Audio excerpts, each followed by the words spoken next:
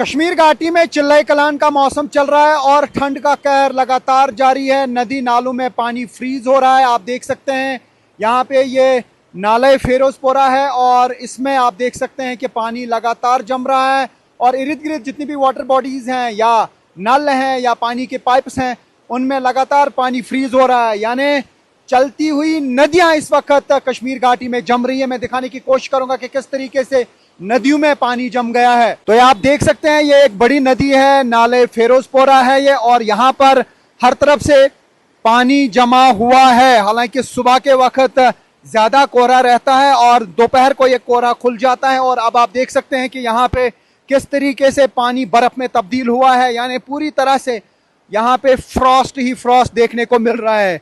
नदियों की जो रवानी है वो भी कम हो जाती है। इतना मनफी दर्जा रात यहाँ पे है।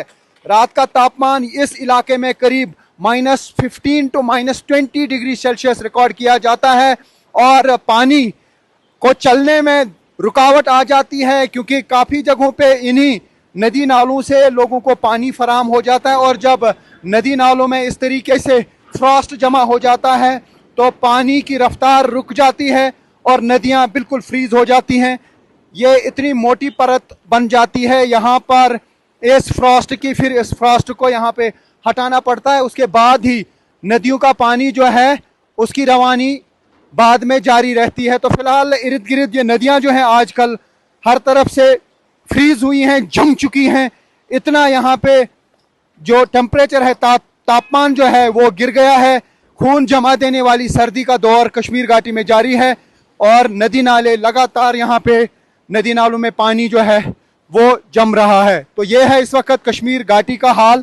कश्मीर घाटी में कड़ाके की ठंड है। श्रीनगर में रात का तापमान अभी तक का जो लोवेस्ट रिकॉर्ड किया गया वो -6.0 डिग्री सेल्सियस था, जबकि पहलगाम इलाके में या टंगमार्ग या गुलमर्ग या सोनमर्ग इलाके में -10 से -15 डिग्री सेल्सियस तापमान रह जाता है रात के दौरान कई ऐसे इलाकों में। और जिस जगह पे मैं हूँ यहाँ पे -15 से भी नीचे पारा गिर जाता है रात के दौरान। यही वजह है कि पारा गिरने की वजह से ये हाल रहता है यहाँ पे नदी नालों का।